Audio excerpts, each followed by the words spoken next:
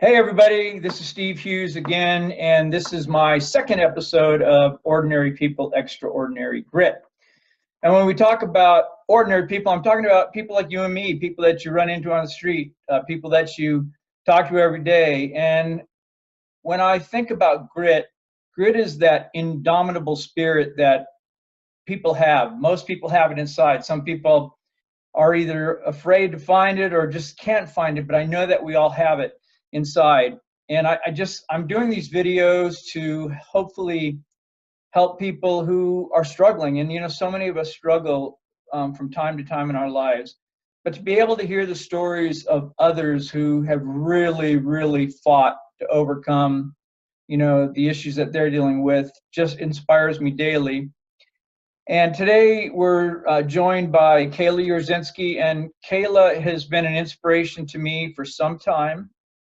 Kayla was actually one of my students in high school in Brewer, Maine. So Kayla, welcome to Ordinary People, Extraordinary Grit. Thank you. Why don't you go ahead now? So just so you know, Kayla it suffers from schizophrenia and PTSD, but she's fighting so hard to defeat this and just doing some amazing things. So Kayla, why don't you go ahead and tell us a little bit about yourself? Give us tell us what brought you to where you are today. Well, my life has been difficult since the day I was born. I was born to two very mentally ill parents. My dad ended up committing suicide when I was 3, and my mom just completely lost it. She was really sick. So I grew up having to take care of myself until I was 7, and my siblings and everything. When we were taken away when I was 7, I grew up in foster care for the next 3 or 4 years. Then I was adopted by what I thought was going to be my forever family. But I knew immediately that something wasn't right because I didn't really fit in as hard as I tried. And I, had a difficult time connecting with them, especially as I got older. I was adopted when I was 10. And at the age of 13, I started to develop symptoms from my trauma as an early child. I was very severely sexually abused and physically abused. So my adoptive parents put me in a group home, and that was kind of the start of being very institutionalized. I went from group home to group home into mental hospitals. I had every diagnosis on the books. I was put on hundreds of different medications. Nothing worked. My behavior got worse. I started to hurt myself. I tried to kill myself many times through high school. And I just really couldn't get it together. I didn't know what was wrong. Everybody kept asking me what was wrong, and I just couldn't give them an answer. I just felt like I was in complete turmoil and that I just couldn't function like a normal teenager. So I grew up kind of in that institutionalized environment. I didn't really know how to function by myself because I had people telling me what to do, and what to say and how to act. And I was just, a walking diagnosis for them, a troubled child.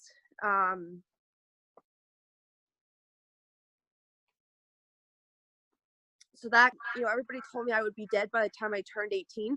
So when I turned 18, I was really confused about what to be able to do. So I tried to commit suicide. And I survived, luckily, but I ended up with a lot of injuries. And that was a struggle for a couple of years.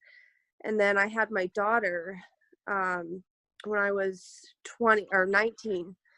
She was the light of my life. My life really turned around at that point. I learned to function as an adult because I had to. She forced me into like a different kind of life and really gave me the ability to see my self-worth, which I didn't have for a long time. And then when I thought life was going great, it all came crashing down. I went to hospital for a month, which I hadn't been in a psych unit for years. And that's when I was diagnosed with schizophrenia, and DHS took my child away because they felt that because of my schizophrenia, I would not be able to take care of her. And at that point, I tried to kill myself again because I couldn't live without her, and I became an alcoholic because I tried to drink my pain away. And I ended up in a long-term institution for like 3 months, and my conditions of release was to go to a group home in Portland, which is exactly what I did. I had to give up my apartment. I didn't have my child anymore. I didn't have my sanity anymore. I didn't have anything. Everything I built up for years with my daughter was gone suddenly, and I just felt no hope at all. And when I went down to Portland, I had no support system or anything. And I just continued to drink and get into financial debt. I ended up being kicked out of that facility because I broke my leg when I was drunk. And, so I decided to move into the dorms, which was a bad idea. Just got into more trouble, got kicked out of the dorms. But 6 months ago, I moved back up to Bath, which is where, my daughter grew up and everything. And I've just been getting my life together again. I'm, back in school. I am going for my license exam in 2 weeks, and I passed the statistics exam with a C, and I'll totally take that. Good for you. But I'm just doing very well. I'm on one medication now for my schizophrenia, which takes most of my symptoms away, so I don't feel like I'm, struggling all the time. And I have a good relationship with my daughter's adoptive mother now that I'm like not getting into trouble, and I get to see her on March 9th, so I'm very excited. We're going to go swimming. And that's kind of the synopsis of my story. Well, thank you for sharing that with us, Kayla. I know how difficult sometimes it is, but for those who don't know you, I followed your journey. I followed your journey closely, and I've seen your ups and your downs, and you've just been so resilient throughout this. And as I said, it's an inspiration to me. So, look, I'm going to ask you a few questions here, and that I think folks would find interesting to hear about. So, you ready for that? Yep. All right, perfect. So, Kayla, I knew you as a high school student. In fact, as I said previously, I was one of your teachers.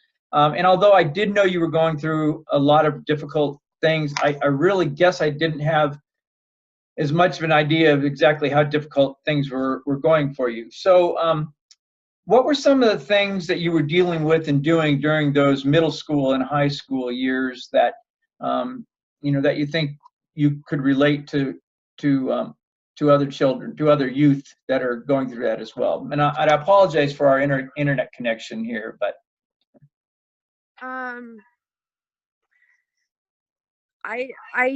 don't think I was really doing anything that average teenagers did, honestly. I was sort of like, I don't know. I mean, I never really hung out with anybody. I wasn't involved in the normal school activities and the after school activities, and very different. I was living in a group home at the time in Brewer, so there was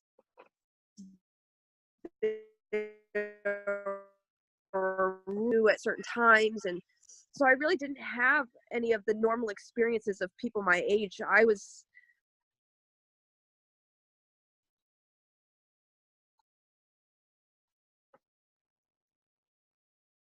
just trying to wake up every, I was holding on to dear life for any sort of normalcy I could get, which was pretty much taking a shower in the morning and going to school and possibly making it through the day. Right. It was very difficult. Okay. Well, good. Well, thanks for sharing that. So when you were going through your most serious depression, and I know you've battled bouts for many, many years, but when you were going through your most serious depression, that resulted in your attempted suicide. And your attempted suicide, you jumped off an overpass onto the freeway. Is that right? Yeah.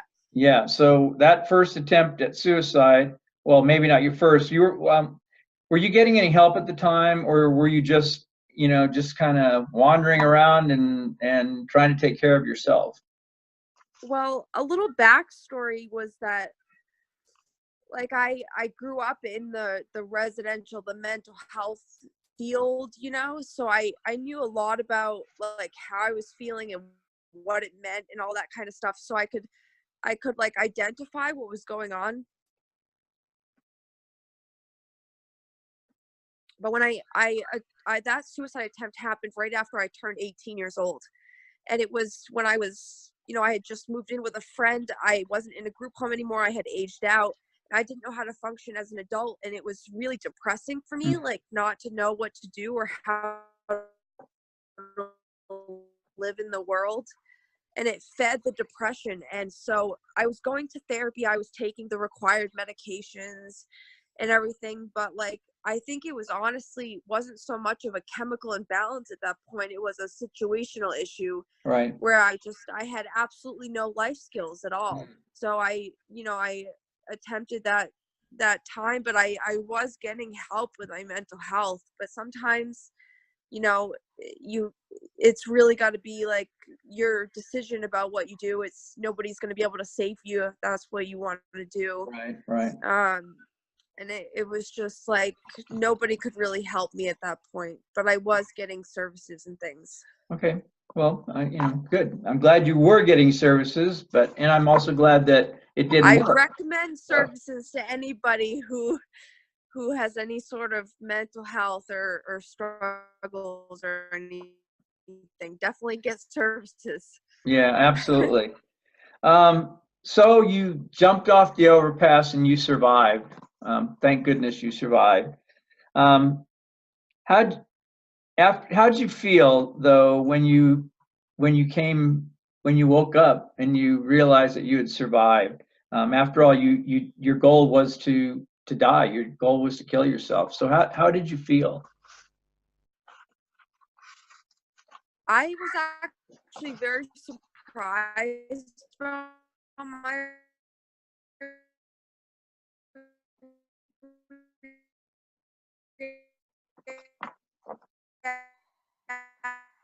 action. I thought I was gonna, uh, but like We I actually, was I Kayla, was grateful that I was alive, and I was more determined than ever at that point.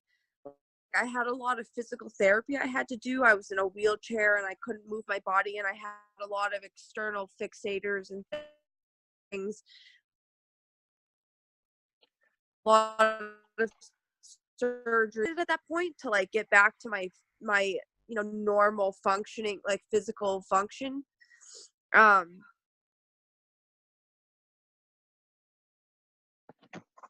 we're having a little difficulty with the internet here, so I I was apologize. Go ahead. I'm done. Oh, okay. Sorry. We actually, you broke up a little bit in that, but I think we got the gist of it. So we got the parts where, you were actually happy, which is good. I'm glad you were happy, that you were still with us, because we sure are happy that you're still with us. I know I'm happy that you're still with us. Yeah, We've lost a couple of your other classmates over the years, who didn't make it, and that's very sad as well. So that's terrible. yeah. Um, so you've talked to me about discovering an inner strength. What was it that helped you discover this internal strength that you found as you went through all these trials and tribulations? Um, I think what it came down to was being sick of the way I was living. I didn't want to be miserable and suicidal all the time. Like, I was like, nobody's going to be able to fix my life. There's no amount of services, no amount of anything. It has to come from me, I guess. And so I realized that, like, change was only going to happen if I did it. So I realized that I had to I had to be strong, and I had to figure out how to pull myself out of the hole I'd been in my whole life. So I started doing little things, like I started making friends. I started to get involved in different activities. I started going to like schizophrenia support groups and things like that, surrounding myself with people and seeing the light in their life made me want the light in my life. So I started taking care of myself better. I started developing better relationships with the people that were already in my life, and I just changed my external circumstances. And then eventually, like, I realized my self-worth. I realized that, you know, I was worthy of a life. I was worthy of a good life. I was worthy of a happy life.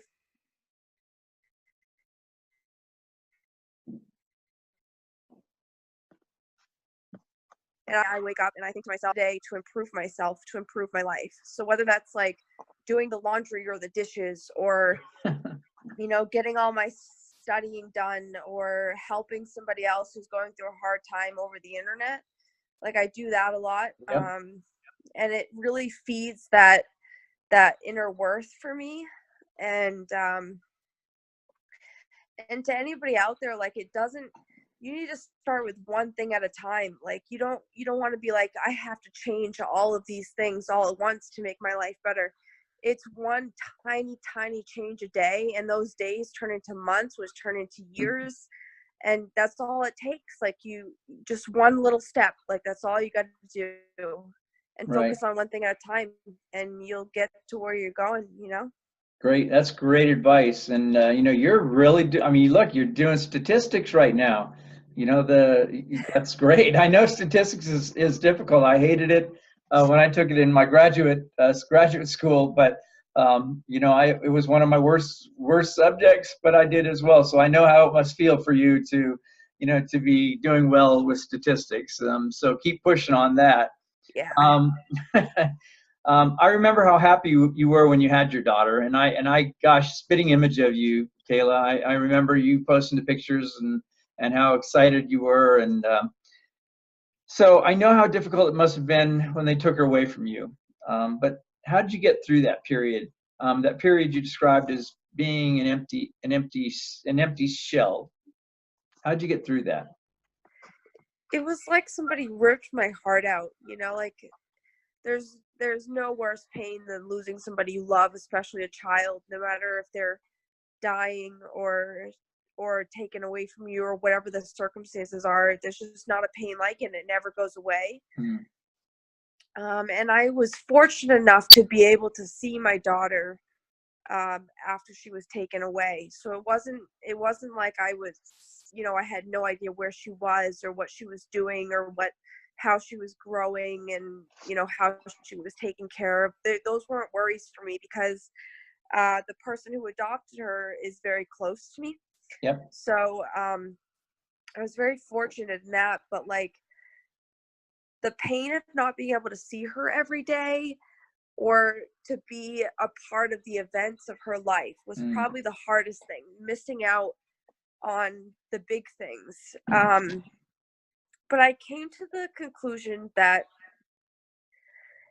it is what it is, and I can't change it now. And so I had to accept it somehow. And this is going to sound crazy, but like, to fill in the gaps of the times I don't get to see her, I make up memories in my head of like me doing things with her. And so I can picture them in my mind, and it really helped me heal from, you know, that empty feeling, the feeling like I didn't have her all the time, because I just have all these like fake memories in my head.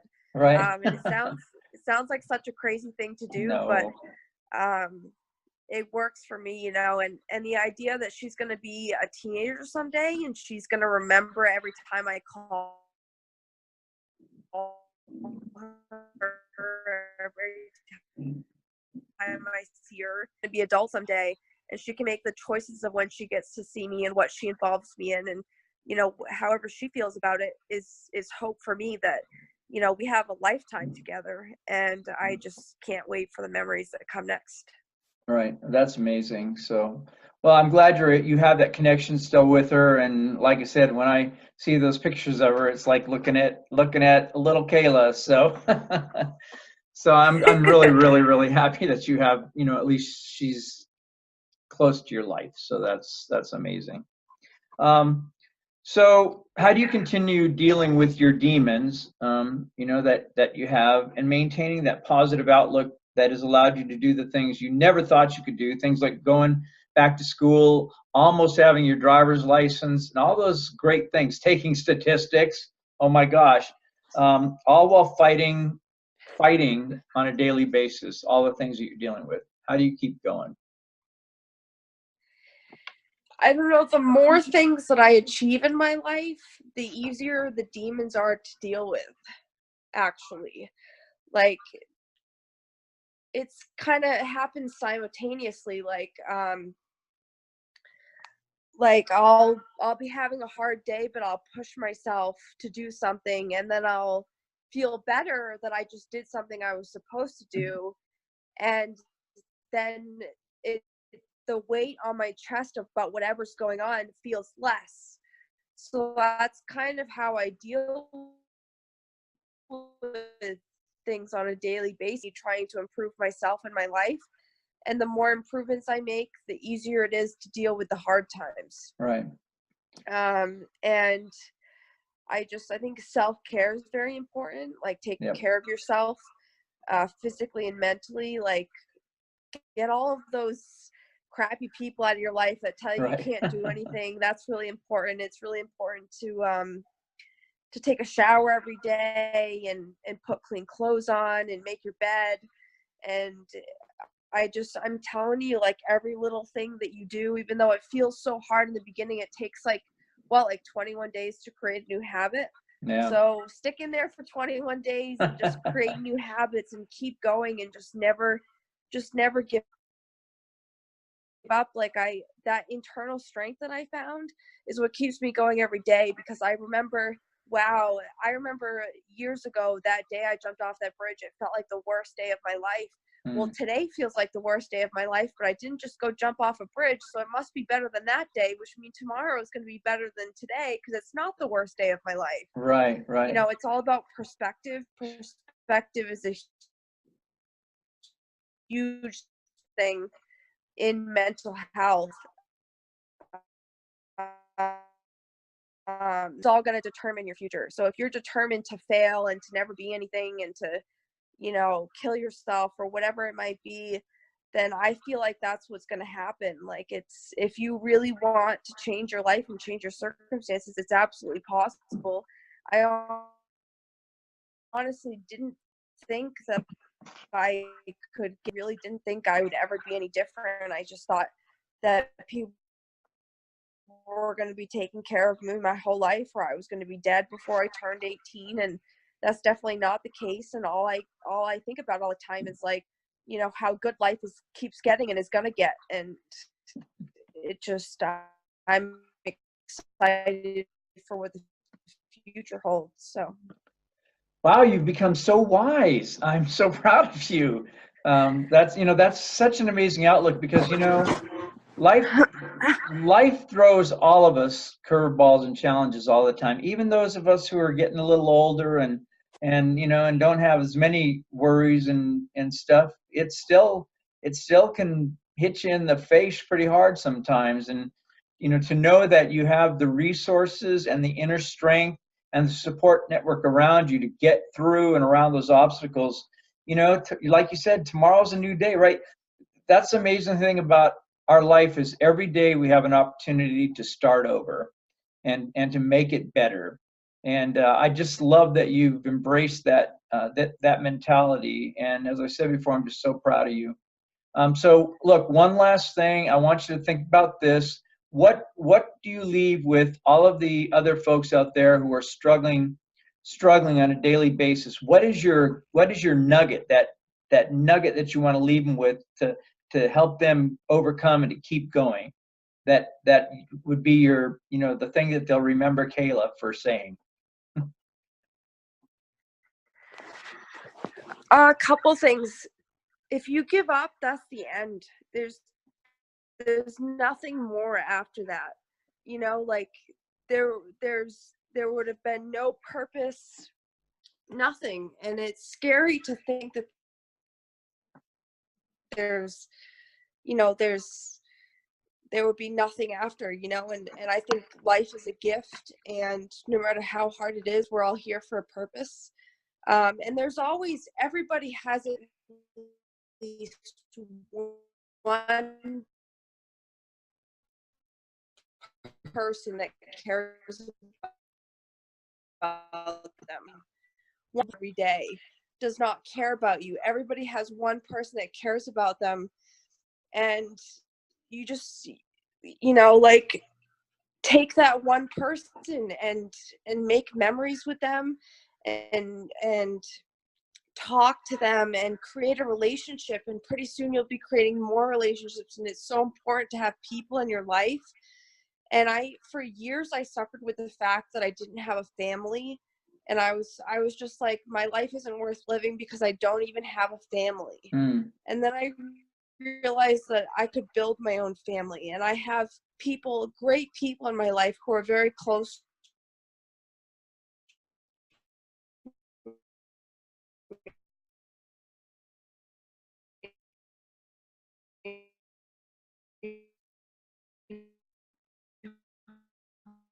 who I consider my family. Make those good days so amazing that you can get through the bad days. That's the most important thing for me, is to create the biggest memories on the good days, so I can look back on that on the bad days. Right. And that's my advice, honestly. Just don't ever give up. Like, there's so much more to the struggle that you're going through now. Like, your whole life is not going to be a struggle. Right. And you honestly got to remember that. And everything I've said on this interview is honestly what has helped me and how I feel. It's not some psychobabble bullshit that your therapist is going to tell you. It's not what your parents are going to tell you. It's not what anybody's going to tell you. It's coming from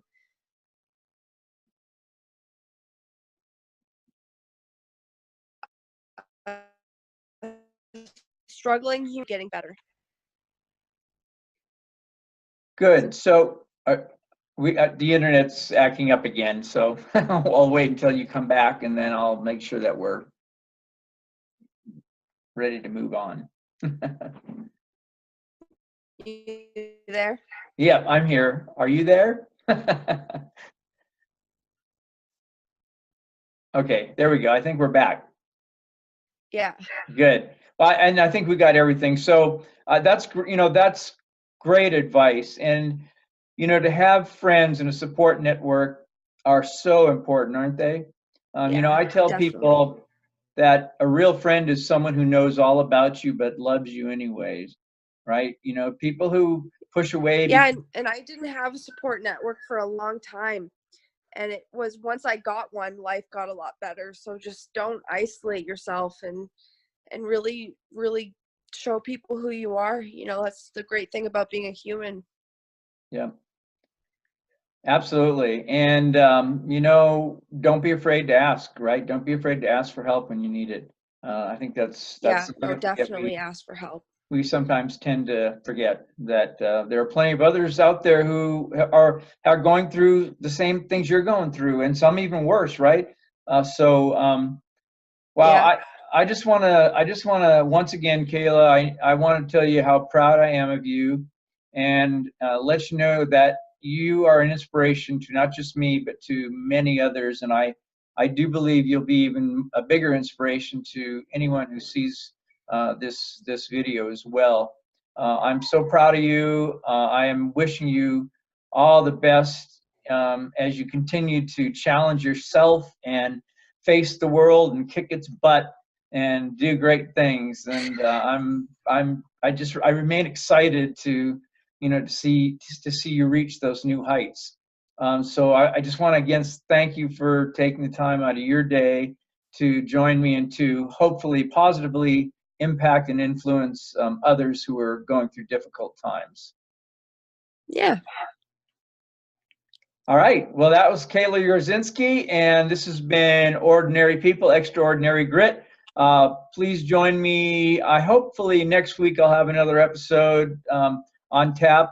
And if you have any questions, you can reach out to me at iRideWithSteve.com or shughes@belegendary.org, and I'll have that on the header for this video as well. So, hey, thanks for joining us, everybody. And wherever you are, have an amazing day. Take care. Thank you. Thanks.